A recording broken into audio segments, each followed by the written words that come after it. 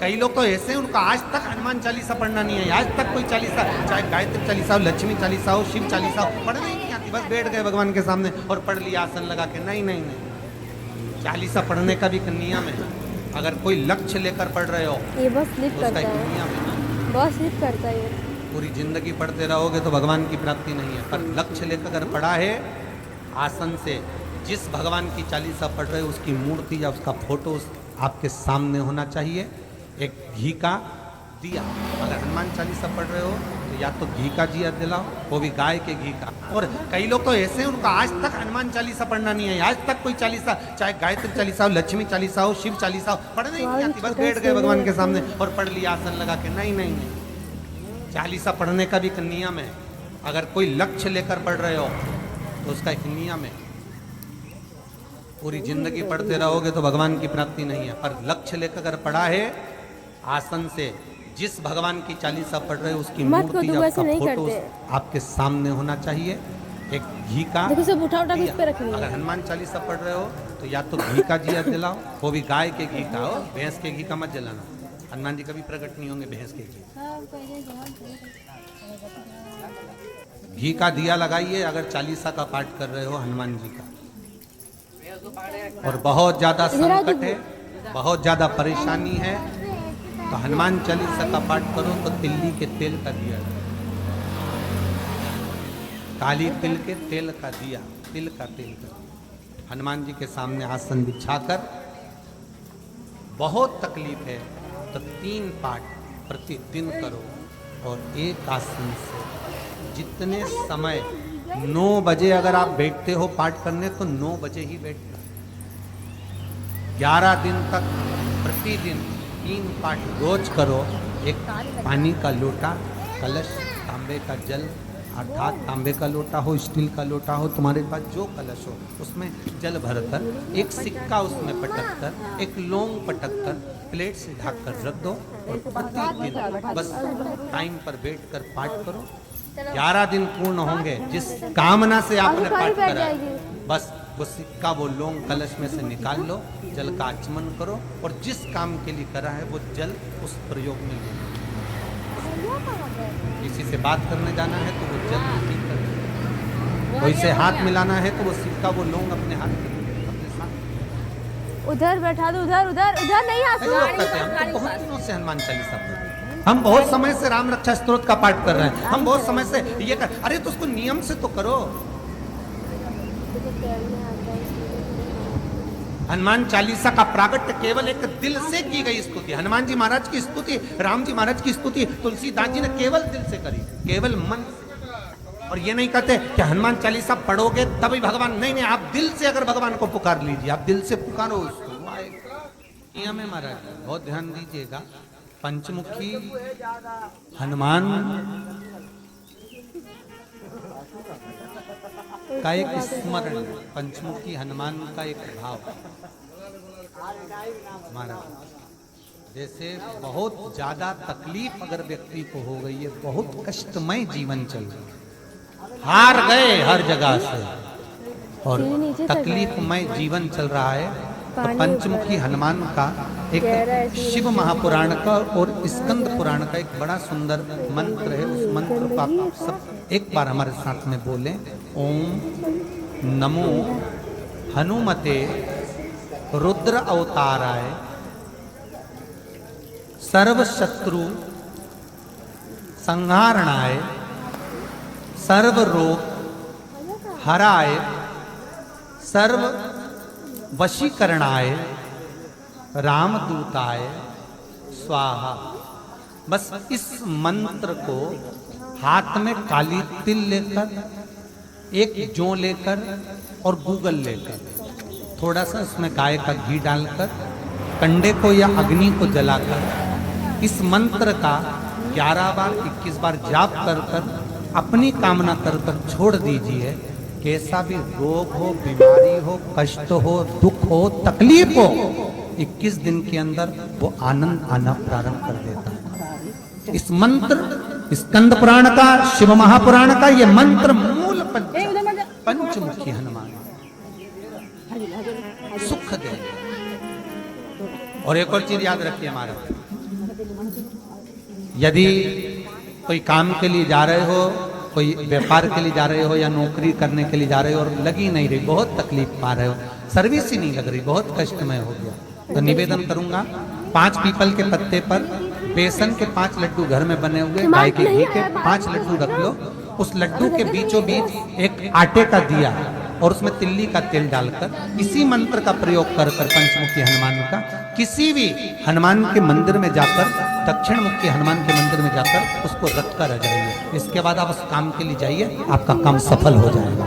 आपको किसी को नहीं कहना पड़ेगा कि हाथ जोड़ना नहीं पड़ेगा, किसी के पाँव नहीं पड़ना पड़ेंगे, तुरंत काम होगा। बस इस मंत्र का स्मरण कर कर पंचमुखी हनुमान का भूतेश्वर जो मंत्र वो सुख देंगे, इसमें भी गिर गया, आनंद देंगे, सहज नहीं मारा सुख की खान, आनंद की खुशियां में महाराज आप कोई बहुत बड़ा काम करने जा रहे हो, बहुत बड़ा यज्ञ अनुष्ठान, विवाह, शादी आदि आदि फंक्शन करने जा रहे हो, 4 दिन 8 दिन के लिए आप घर से बाहर जा रहे हो और आपको लगता है कि घर में ताला कैसे लगाएं, तो निवेदन है कि तांबे के कलश में जल भर लीजिए और जल भरकर उसमें थोड़ी सी काली तिल डाल दीजिए, भूतेश्वर शिव का नाम लेकर। कौन से शिव का?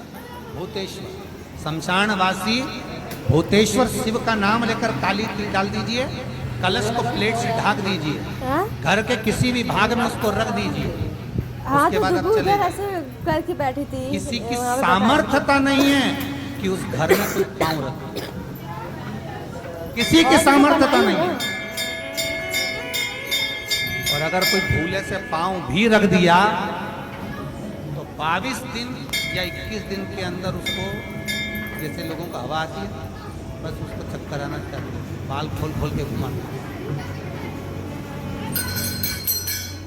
शास्त्र प्रमाण करता है भूतेश्वर शिव।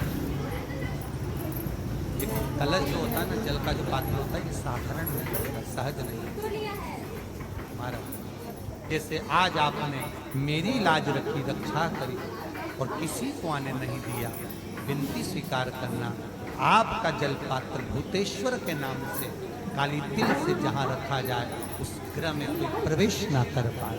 शिव जी ने वचन दे दिया, मेरी चंडियां 64 योगनियां, डाकनी, पिशाचनी, चुड़ैल और भूत इस कलश के विराजमान होते ही सर्वस्व खेल जाते हैं, फिर अंदर प्रवेश लगे। तो उन्होंने हनुमान जी से कहा कि तुम क्या चाहते हो? हनुमान जी बोले मेरे को जाना है, क्योंकि जहाँ राम वहाँ हनुमान। हनुमान जी जब कहने लगे कि मेरे को जाना है, तो राम जी महाराज बोले नहीं नहीं हनुमान जी, सबसे ज्यादा प्रिय क्या है? तो कह रहा, तो हनुमान तू कह रहा है सबसे ज्यादा प्रिय है, राम प्रिय है। तो एक बार जिस समय देवऋषि नारद का अपमान हुआ, विश्वामित्र बाबा का अपमान हुआ, उस समय पर एक राजा ने जब अपमान करा तो तूने उसको राम नाम लिखकर एक जगह पर बिठा दिया और कहा कि तू राम नाम जपते रहे। उसने राम नाम जपा। तब हनुमान याद कर, मेरे सम्मुख में तू खड़ा था, युद्ध होने वाला, तो तूने क्या कहा था? प्रभु आप इसको मार नहीं सकते, क्योंकि ये आपका नाम है, राम से बड़ा होता है राम।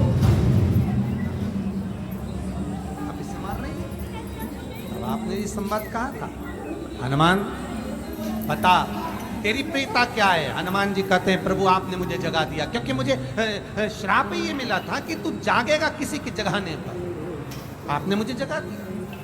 इसलिए है नाथ, अब मैं जाना नहीं चाहता, सत्संग करना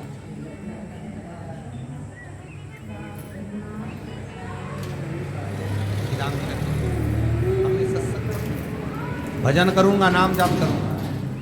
पर राम जी जानते हैं, हनुमान से कहा हनुमान मेरा जाने का समय आ गया, मुझे तो जाना पड़ेगा ना। सीता पृथ्वी में चली गई, मुझे भी जाना है।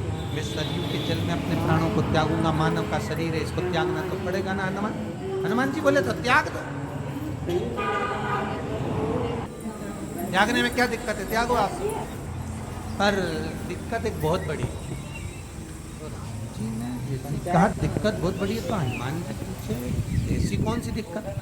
हनुमान जी के शब्द सुने तो राम जी बोले, जब जिस समय पर तुम सूर्य को निगल गए थे, इंद्र को क्रोध आया था और इंद्र ने तुम पर वज्र का जब प्रहार करा था, जब वज्र का प्रहार इंद्र ने करा, तब तुम्हारा नाम हनुमान हुआ। तब सारे देवी देवताओं ने तुम्हें वर प्रदान करा। जगह पर हम लोग क्या था ना, यमराज ने तुम्हें वर दिया था कि जहां हनुमान होगा वहां यमराज नहीं होगा।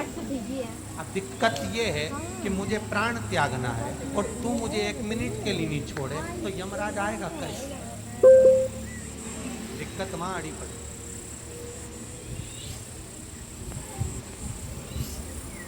हनुमान जी मुस्कुरा के बोले, राम जी महाराज, प्रभु मैं आपके बिना रह नहीं सकता। तो राम जी बोले, मैं भी जानता हूं कि तू मेरे बिना नहीं रह सकता, पर एक काम तो कर सकता है ना। क्या? मैं अगर कोई काम बताऊंगा तो तू करेगा कि नहीं करेगा? हनुमान जी बोले, आपका काम और मैं ना करूं, ऐसा कभी हुआ है? जरूर करूंगा। ठीक है। बस अब राम जी महाराज ने सोच लिया कि हनुमान को जाने से पहले काम पर लगा। अब वो कौन सा काम था?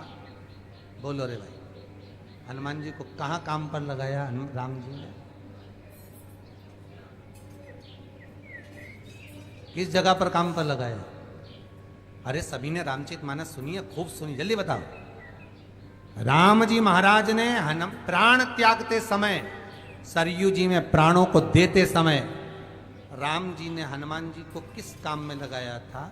कि राम जी ने अपने हाथ की एक मुद्रिका जिस पे राम लिखा हुआ था, वो मुद्रिका एक अयोध्या की एक सरंग में जमीन में डाल दिया और हनुमान से कहा, जा जरा ढूंढ के लेके आ, मैं अभी घूम कर आया। और हनुमान जी तलातल रसातल भूमि के नीचे पताल में चले गए उस मुद्रिका को ढूंढने के लिए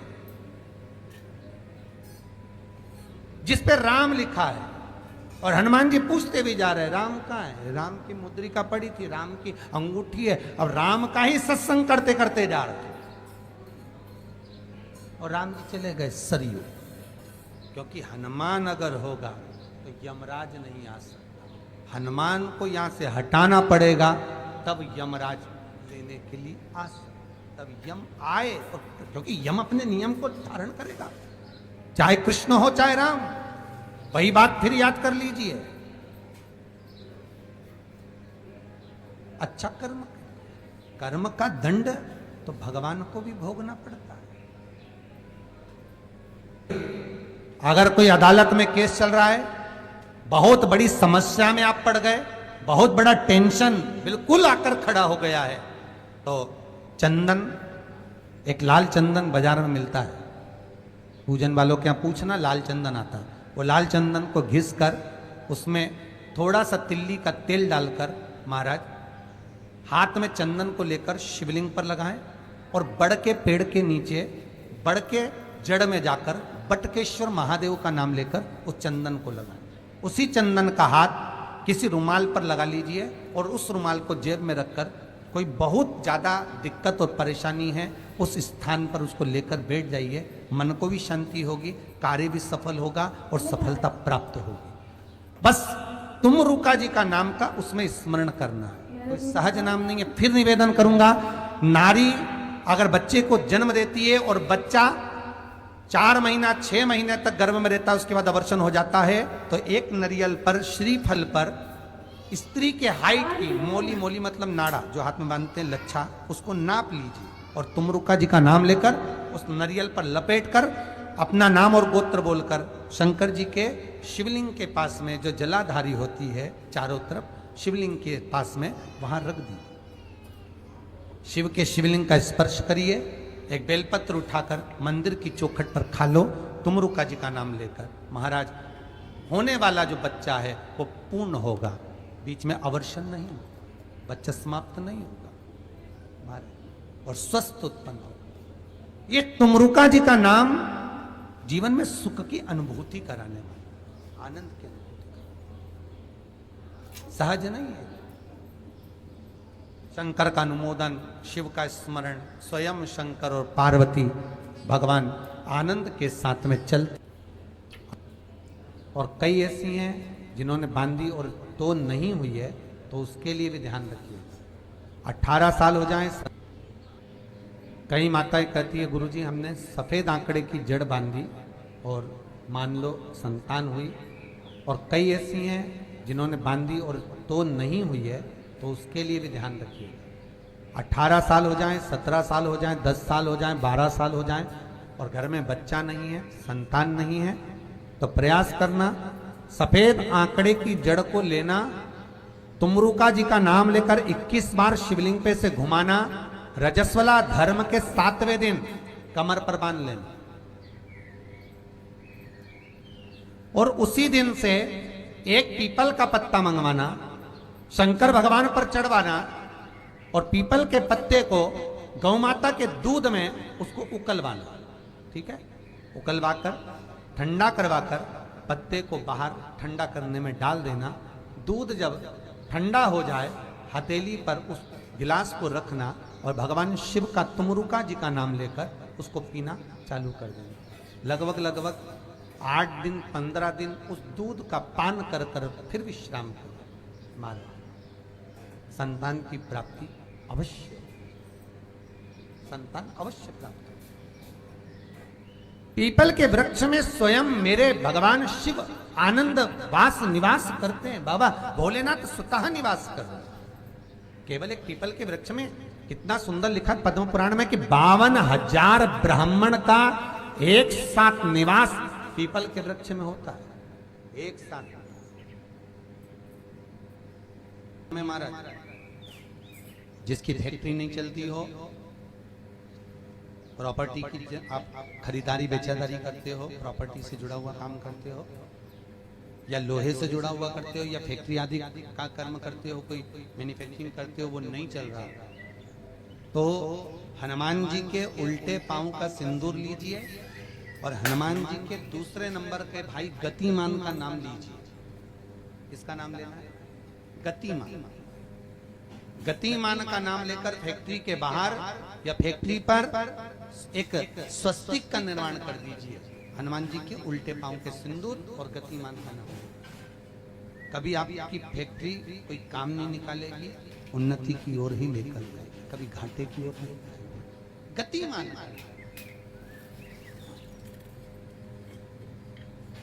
रतिमान, केतुमान, मतिमान, ये जितने भी नाम है हनुमान जी के भाइयों के, ये सब कल्याण पर, एक एक नाम कल्याण पर के मारे। एक यदि बच्चे को सर्दी ज्यादा होती है, निमोनिया ज्यादा होता हो, ठंडा का कोटा ज्यादा रहता हो, तो पीपल के 5 पत्ते महाराज उस पे घृत लगाकर हनुमान जी के तीसरे नंबर के भाई व्रतिमान का नाम लेकर, व्रतिमान का नाम लेकर बच्चे की छाती पर एक वस्त्र से उसको बांध दीजिए, रात्रि भर बंधे रहने दीजिए महाराज। तो बस एक बार बांधना है, उसके बाद सर्दी का कोटा नहीं रहता, बच्चा स्वस्थ। हनुमान जी महाराज के जितने भी भाई हैं सबका आनंद सुख चरणारविंद। अगर किसी पति पत्नी में झगड़ा चल रहा हो, प्रेम नहीं बढ़ रहा हो, बहुत क्लेश हुई और अदालत में बात पहुंच गई, तलाक होने वाला है, तो भी गतिमान का नाम लेकर हनुमान जी के मंदिर में एक ध्वजा लगा दी जाती है और उस पर ध्वजा पर स्वस्तिक बना दिया जाता है गतिमान का नाम लेकर। तो पति पत्नी का प्रेम वापस बढ़ जाता है और तलाक नहीं होता है महाराज। जिसका तलाक नहीं चाहिए, अगर मन से सोच के बैठे कि तलाक चाहिए तो मत करो, पर नहीं चाहिए, प्रेम बढ़ाना है, उसके लिए गतिमान। अपना कोई पैसा अटक जाता है, कोई कार्य अटक जाता है, कोई फाइल अटक जाती है, कोई काम नहीं होता, तो 5 जगह पर जल चढ़ाना प्रारंभ कर देते। पहला, ये शिवलिंग जलाधारी, बीच में अशोक सुंदरी का स्थान, 5 जगह पर हम जल चढ़ाना प्रारंभ कर देते जब कोई काम अटकता। पहला गणेश जी के स्थान, दूसरा षडानंद कार्तिकेय का स्थान, तीसरे नंबर पर अशोक सुंदरी का स्थान, चौथे नंबर पर जलाधारी के चारों तरफ और 5वां शिवलिंग का स्थान। जब हम यहाँ से जल चढ़ाना चालू करते हैं, फिर जल को यहाँ चढ़ाते हैं, फिर मध्य चढ़ाते हैं, फिर जलाधारी पर चढ़ाते हैं, उसके बाद शिवलिंग पर हम जल चढ़ाते हैं और धीरे धीरे जल चढ़ाकर अपनी जब कामना करते हैं, कितना भी कहीं पर भी पैसा अगर अटका होता है, 3-4 महीना अगर लगातार रोज जल चढ़ा है तो बाबा रास्ता खोज ही देता है, वो आता ही। हनुमान जी के एक भाई का नाम है गतिमान। क्या नाम है? गतिमान। कभी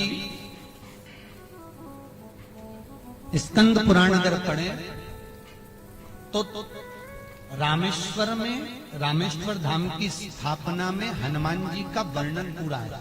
कभी मौका लगे तो आप श्रवण करना स्कंद पुराण, तो उसमें हनुमान जी के भाई गतिमान का व्याख्यान लिखा हुआ है।